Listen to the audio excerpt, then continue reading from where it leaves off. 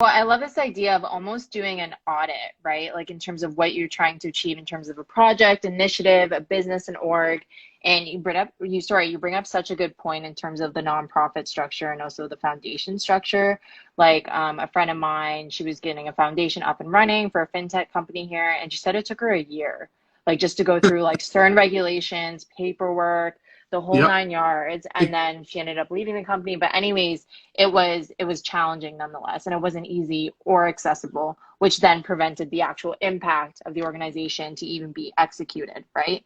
ex- So that's and interesting. yeah, it could kind of, could dampen the impact you can make, especially in the short term, but also the momentum. It can totally kill the momentum. And Mm, in this nonprofit space, social good space, whether you're doing social enterprise or working in a nonprofit, you need to keep that momentum going because the world mm, obviously has a lot of issues and yeah. the world needs solutions. That's fine.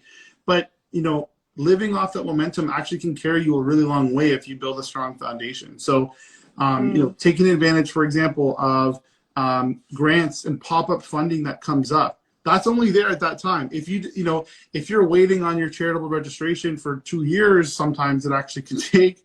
Um, you know, you've kind of lost out on a lot of those opportunities. So I think it's important. definitely.